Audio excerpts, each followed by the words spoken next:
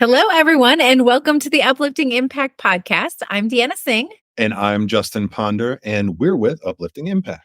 and we are so excited to be hosting you today as we dive deeper into this journey to make the world more diverse, more equitable, and more inclusive. Today, we're very excited to be having a conversation back and forth and talking about shifting context.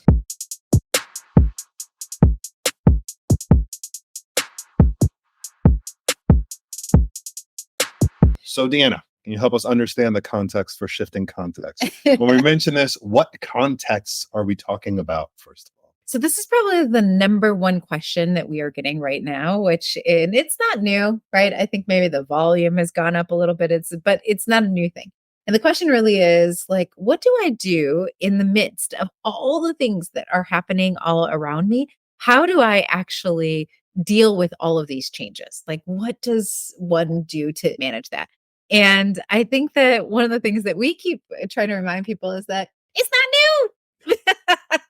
We've been here before, friends, right? Like we've always, those of us who have worked in this space have always been in a place where there are things happening around us. So when we're talking about shifting context, we really are talking about what is happening in the geopolitical world around us, like how are newspapers impacting and the headlines impacting us? How are the questions that our colleagues are asking impacting us? Are the things that we're seeing in our workplace, right? Changes that might be happening. How are those things impacting us as we're thinking of the context in which we do this work? And I like the way that you say that this resistance, reluctance, maybe misinformation or misunderstanding about diversity, equity, inclusion has been around for a very long time. I think the way that makes this particular context different is kind of the back and forth, almost the whiplash. Like, hey, we're entirely on board. We're very excited about it. And then within a few years, we're completely reversing.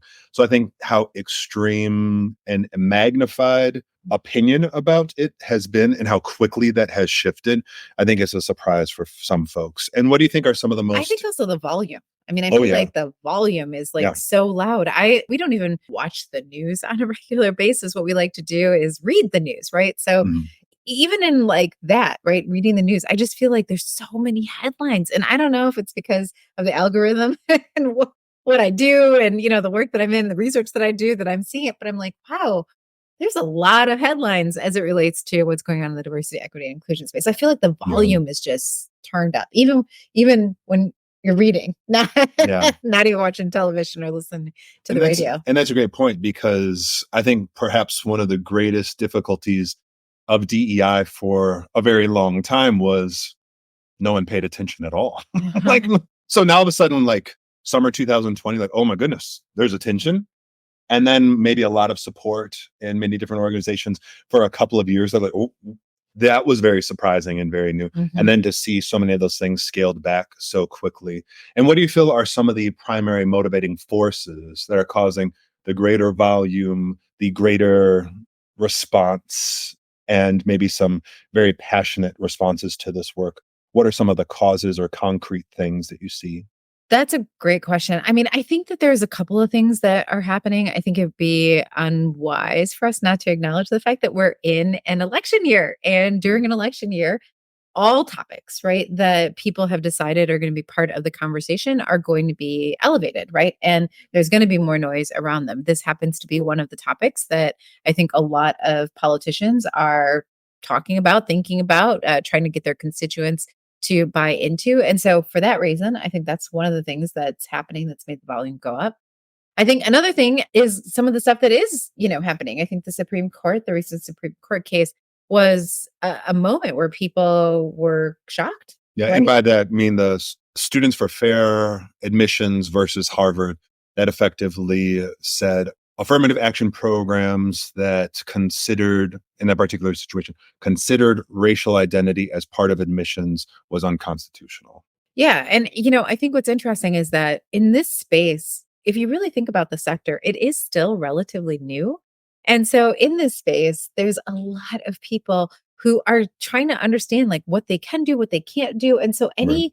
anything that happens feels really jarring, right? Like, wait, how does that impact us? We've never been here before. This is uncharted territory. So I think there's a little bit of that, like, discomfort with the fact that this is a space that for many organizations is a new space and they're still trying to figure out like what they can do or shouldn't do or what is in alignment. And so that kind of ambiguity, Mhm. right? And whenever you have that kind of ambiguity and then something happens, it shakes it up even more.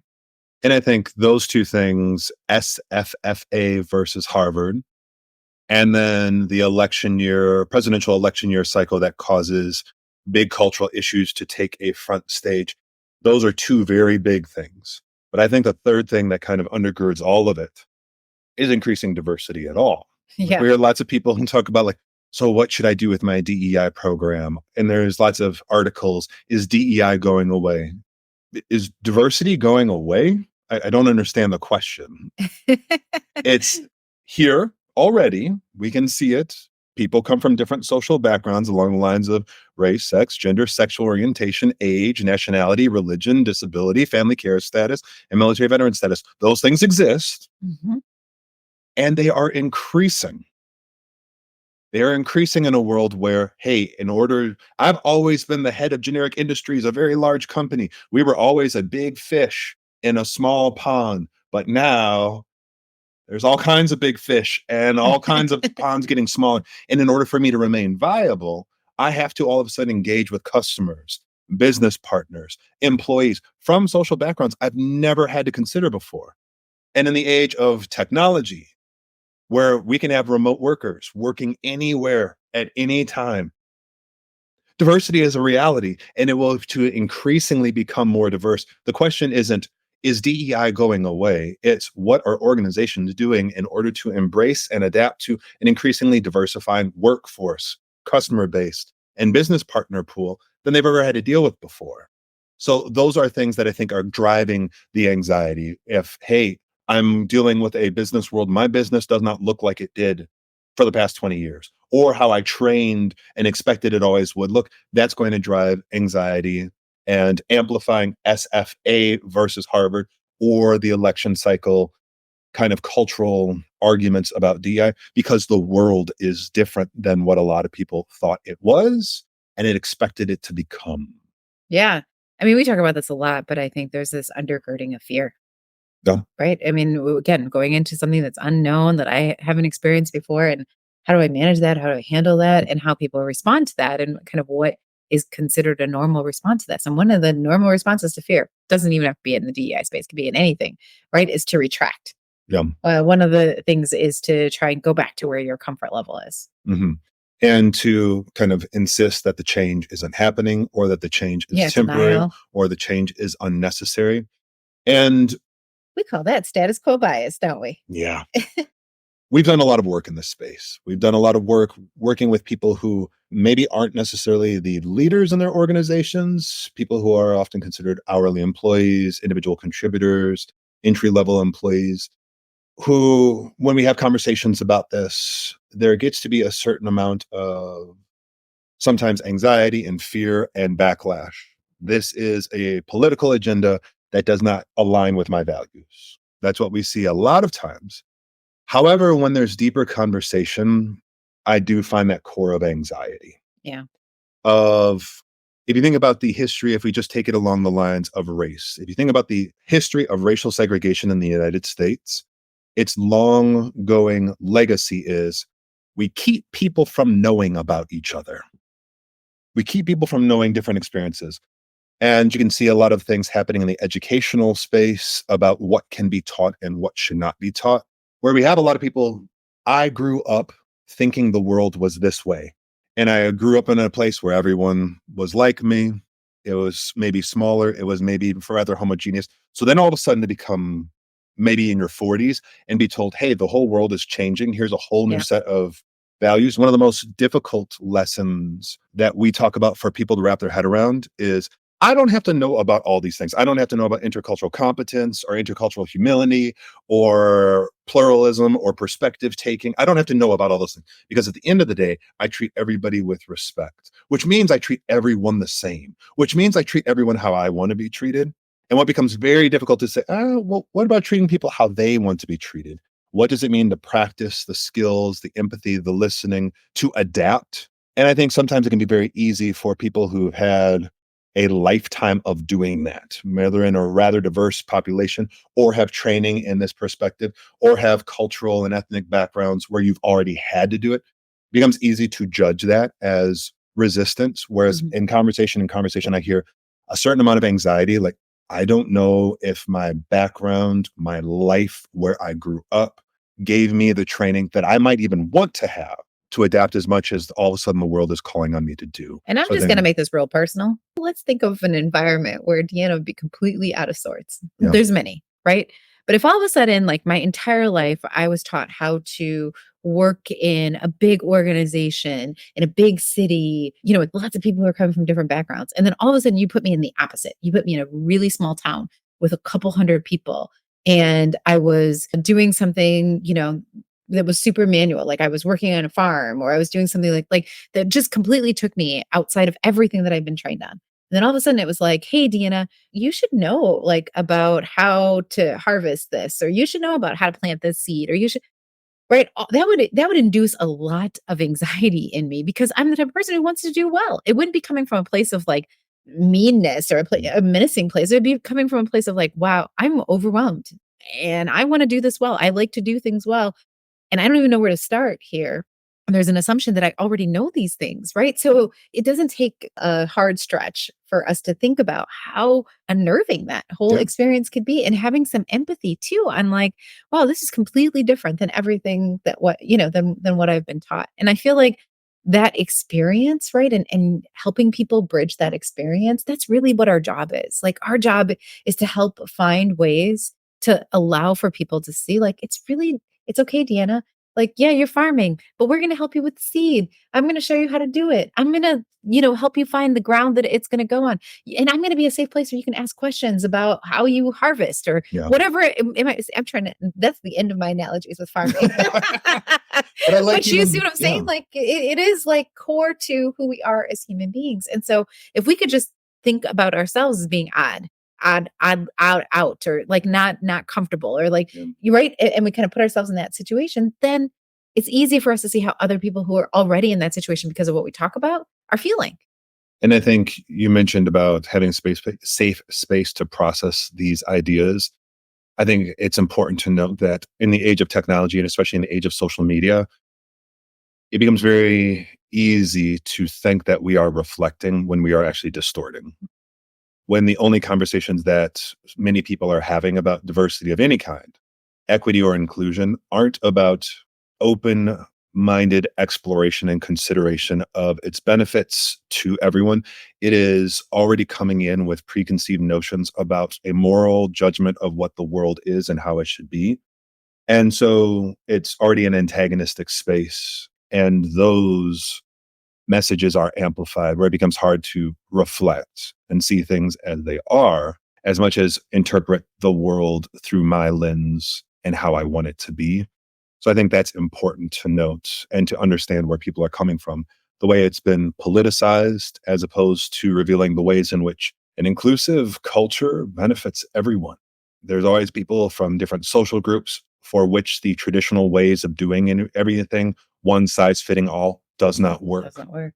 And in the thought economy, the creative economy, where we need innovative ideas, which means we need people to feel comfortable and confident and psychologically safe enough to defy the status quo that is harming us all and limiting us all, that benefits everyone. But to very easily think about it as politicized, as, oh, you're just making sure that we can't say these things, we can't do these things, and you're taking advantage and getting it to this group. So I think there's some challenges there and opportunities. So, Yeah. Deanna, what do you see as some of the opportunities? I think the biggest opportunity is to really test out the things we're teaching. Yeah. Because if we're talking about being inclusive and we're talking about being able to understand people from different backgrounds, then I think in this shifting of social context, it is important for us to also be taking into consideration opinions, ideas, thoughts that are outside of our own and really modeling that behavior. So when I think about opportunities, I think the biggest one is just for us to test ourselves. Yeah. I do want to go back though, Justin, because we get carried away with this topic and Yeah. because we're very Second. passionate. We're very passionate about it. Mhm. But I want to go back to the three things that we mentioned. We talked about the case, we talked about politics, and then we talked about just the rise in diversity. And I think we talked a lot about that rise in diversity, but I want to go back and specifically talk about the Harvard case, right? Yeah. So the Harvard case came out, and you and I have done a number of different things where we've talked about this. But I think one of the things that's important about the Harvard case is that in the dissenting opinion, so No, the majority opinion, excuse right? me, yeah, in The the majority majority opinion. opinion, Yeah. right? In the majority opinion, the court said if there is, give me if I'm right, wrong again here, but a distinct interest, right? Yeah. If an organization has a distinct interest, they can bring in things about people's identity. Yeah. Now, So it basically said like race-based admissions were unconstitutional, except for military universities and academies. So there was very explicit. It was kind of took a lot of legal scholars by surprise. Like, so not in any of these places, except for military universities and academies. And the explanation for it was they have a distinct interest. So we've talked about this in the past about especially the instances of racial tension at Camp Lejeune during the Vietnam conflict.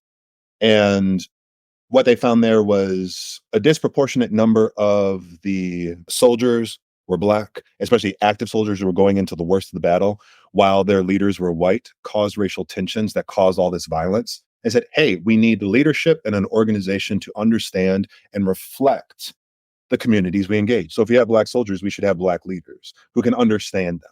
So even in the court's own majority opinion saying, yeah, it's unconstitutional and all these things, but not here because there's a distinct interest in making sure leadership and the organization make adjustments to reflect the communities that they either employ, serve, engage, sell to.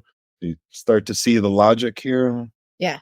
I think it's important to remember that Yeah. too, because, again, headlines can only be a certain limit. There's only so many words that you can fit into the Right. headline space. And so sometimes the distinctions in those notes get lost, right? This idea that in some ways the court just made it clearer how organizations should be moving forward and what they should be thinking about. Now, not to say that it wasn't disheartening. We have a lot of listeners and a lot of teammates and a lot of people that we support who are in the academic space, and they are having to navigate completely new waters. But it's not to make these like broad assertions. Considering social identity in any way is illegal. Yeah. That's what we're hearing a lot. Like, Not no, it.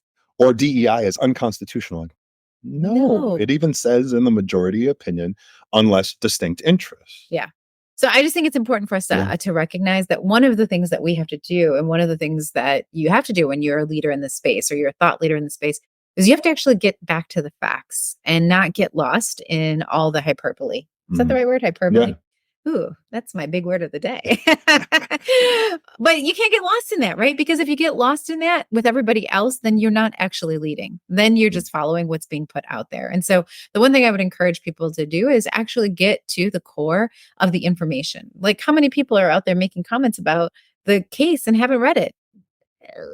Let's do that, friends, right? Let's make sure that we are helping support some of the actual content and that we're sharing information that allows for people to see where these lines are. And I think that kind of goes really nicely into the political space, because when we're talking about what's happening in the political context, you think it's loud right now, it's about to get louder, right? As we and I know we have a lot of people who listen abroad too, but we are talking about the presidential election that's going to be happening here in America, in the United States. Excuse me. So here in the United States, it's going to get louder and louder and louder. And I think it's important to remember that as it's getting louder, another part of our job. So one part of our job is to be, the people who are bringing forward the facts and helping people understand the full story and all. The other part of it is going to be understanding what parts of the story actually get into our organization and what parts of the story are we bringing in with us. Because I do think that one of the things that I try to help people remember about, social justice work and about diversity, equity, and inclusion work is that they overlap 100%. They definitely overlap. We could not do the work that we do in DEI without amazing social justice leaders and vice versa. But when you're talking about diversity, equity, and inclusion, what we're really focused on is how within our organization, within our culture, within the things that we have set as our parameters. So like our mission, our values, right, within those things that we have set, how are we making sure that we are living them in a way that everybody can thrive? And that's a huge point too, that this episode is called Shifting Context. It's always going to be shifting. What we know about culture and what we know, especially about the influence of technology and communication, it will probably be shifting faster than ever before and exponentially so. So in this time where there's going to be so much shifts around, you got to figure out what your core is. Yep. And stay close to that. And let me get real here really quick. One thing you're not going to see from Uplifting Impact, right? From Justin or I on the Uplifting Impact platform is you are not going to see us get involved in culture wars. I cannot tell you how many times somebody will be like, Hot oh, take. What yeah. is your thought on this? And I'm like, I don't know. Why don't you know? know who Didn't the you person is. didn't you see who that celebrity was when they wore those shoes? And I'm like, I feel that people feel very strongly about it, but that is not my skill set. I don't know. Yeah. You hear Justin's script? And it's not just a script, it's the reality Yeah. because we understand what our lane is. I cannot comment on everything that shows up on somebody's social media post. I cannot comment on every person's quote that is out there. That is not helping or moving the space that we are in forward. And I like the way they said the space we are in. There are other spaces for and other personalities and Yeah. skill sets and experiences for whom that is very important. And I like the way you said our lane. Our lane is something different. And, you and I get together and it's on a Saturday night and we're going to go see a show. And beforehand, we're going to go get some appetizers or whatever. Yeah, I could give you my opinion because that is the setting in which it's appropriate for me in the role that I play. Because, of course, I have opinions. I'm a human being, right? I have opinions on a lot of different things, but I understand where that line is for me. And I think that it's important because sometimes our roles as people who are supporting diversity, equity, and inclusion in our work is to help people find that line and remember where that line is. No, we don't have to comment on everything. Is this an area of expertise in which we have deep knowledge or that we can help move something in a different direction? If it is, yes, then we definitely need to show up in that way. If it's not, then we shouldn't. Right. I went through this conversation with a leader recently, and there was something happening in the geopolitical space. And I said, how many people at your organization could tell me on a map where this place was? How much interaction do you have with them? How much business do you do with this spot of the world? Do you have somebody on your team who has a historical understanding or aspects of what is going on or the context behind this? And the answers to all those questions were no. Right? No, we don't have any business there. No, we don't have anybody who has that expertise. No, we don't have any other connections to this area. No, we don't understand all the historical aspects of it. But the question to me was, well, do you think we should say something? No, I don't. Right? Because it's not a space. It would be like coming to me and saying, hey, Deanna, the Grammys were last night, and I really want you to comment on such and such's outfit or where they got it from. If I could remember the color, we were probably doing good, right? I don't have that expertise. I don't know all the designers. I don't know the different kinds of cuts. I don't know when this was last worn or what era this is in. I'm adding no value to the space. And so I think that one of the things we have to do is recognize, like, so you wouldn't expect Uplifting Impact to make a comment about the Grammys. I hope not. I hope we've never given that intention that's what we would do. And why not? Because that is not our space. Right? So yes, is there a lot of chatter online right now today about different things that I have? Yes, there is. But again, it does not have anything to do with the work that we are focused on. And so understanding and helping to navigate your organization through that is critically important. So when we think about what's happening in politics, yes, you should be aware, things are going to happen, people are going to ask questions, but I think you got to have something like Justin's, a little script that says, yeah, I understand those things are happening, but here's, what's happening inside of our organization. And I love this about being clear about who we are, what our lane is, and focusing on that. We have a lot of knowledge at our fingertips. We have a lot of things where we're invited to take a stance on so many things. And when we take so many stances on so many things, we're taking stances everywhere. And I don't know, we have to make sure in our eagerness to take stances on things that we're actually walking moving forward. It's here's a stance, here's a stance, here's a stance. Mhm. And I think for many organizations and perhaps listeners thinking about their own DEI strategy, something that I would humbly offer as a strategy that has provided peace to many and effectiveness to many is, again, in this time of shifting context, get to your core basics. Find your lane, find your identity. And one of the things is making sure that you are building on the values that are organic and already pre-existing to your organization. If a common resistance and rebuttal to DEI is that it is a political imposition, it is imposing one set of cultural values on another, think about what the organizational culture is. I don't know of many organizations that don't have some sort of core value along the lines of respect. We respect people. Okay, then build on that. Creating an inclusive culture is part of respect because respect means understanding differences, appreciating them, honoring them, and treating people how they would want to be treated. I take the respect that's already core to our culture and build on it. Or teamwork. That's one of the ones that is all over the place. Okay, then when working together and working in a team, I have to understand that people have different experiences, perspectives, backgrounds, work styles, and adjust accordingly. At its core, DEI is diversity is a reality of life. Human beings and organizations of all kinds will have to encounter change and difference. Part of that response is we have to adapt accordingly. And a key element of adapting so that we can do the best that we can do, whatever our organization's mission is build a culture of inclusion where those differences are allowed to breathe, to thrive, to be recognized, celebrated, and that we can adapt to them. There's nothing in all of natural reality and all of nature that I don't have to adapt. I don't know of a single species. There's this change happening. Nah, I'm going to stay the way I'm. Everything adapts and thrives.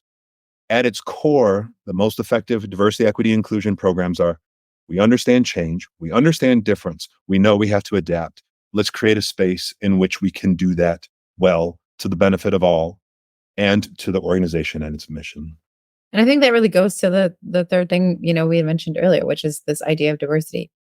It's happening. I don't know what else to say. It's happening. It's happening right now in real time. And the more resistant we are, resistance is not going to stop that. It can't stop that. We have created a world in which we are constantly becoming closer, getting to know each other better, having more access to one another. When you think about, like, I don't know, 20 years ago, 30 years ago, if I wanted to call my family in India, I had to yell into the phone. We had to like orchestrate for weeks, like when we were going to meet up because they had to go to some random place in the village in order for us to call them. Now, if I want to call right now, literally, I could be on here right now and I could send a message that would go right to them. You know what I mean? Or we could FaceTime even. Like, wow, that's real spicy. The world is changing. Change is inevitable. And shifting context is inevitable. It's going to constantly happen. And so it's not so much like, how do we stop it? That seems like it's a fool's errand, right? Because you can't stop it. How are we going to stop diversity? You can't. It's already happening. It's going to continue to happen. The better question is, how are we going to do it in a way that allows for us to get to our missions faster, more effectively, more fairly, right? How are we going to do that in a way that we can all be proud of when they write about us in history? So shifting context, yes. Guess what? Always been happening, not new, doesn't make it easy. We also know that you have the skills and the tools that you need in order to be able to do it effectively. I think it's important always to remember with humility that if you have those tools and it seems easier for you, that is a privileged experience that not everyone has. Ooh, that's real talk. I mean, real talk, I'm a mixed kid. Dad's Black, mom's white, first generation of constitutionally protected Black-white intermarriages in the United States. I lived in a Black community through an integration busing program, went to a white school. My entire life before I chose it predisposed me to be open to all these things I talked to you about. And some of you out there listening like, oh, this dude's talking about adapting and accepting difference. And I understand with humility and grace, like part of a whole lot of things I never chose trained me for that. Right. And I have to exercise a certain amount of patience and compassion for folks responding probably the exact same way I would respond to the types of differences I'm proposing. It doesn't make the fears, the anxieties right or wrong. I was an amateur moral philosopher for a while. I no longer am. It is not my place to judge. It's my place to try and create a culture of inclusion where everyone can thrive, even the people who are maybe fearful and resistant of it. To create that culture of inclusion and doing it inclusively, even with people with worldviews that I don't agree with and I don't understand. It requires I take the time to understand and meet them where they are so everyone can thrive. So you could just think about this as like one of the most awesome ways to test out your skills and to continue to grow them, right? As opposed to it being something that we're afraid of, right? Because we know when you add fear into the mix of it, you're not really moving in the way that you could. You're not moving at full capacity. And when y'all figure out how to do what we just talked about, please tell me and give me tips on how to do it better because we're in it with you. It's difficult, it's hard, but it is the most honoring and humbling purpose I've ever found in my life, other than being married to this wonderful person right here. He's so sweet. Thank you. Well, we're so glad that you tuned in to this week's episode of Uplifting Impact, our podcast. And we know that in order for us to do this work, like we've said many times in this episode, in order for us to do this work, we need to make sure that we have other people who are helping us uplift the impact. And in order to do so, please be sure to share this episode, comment on it by going to our website at upliftingimpact.com, or provide your thoughts directly to us through LinkedIn at Uplifting Impact, Justin Pond and Deanna Singh. Absolutely. And until next week, keep on uplifting the impact. Thanks, everyone.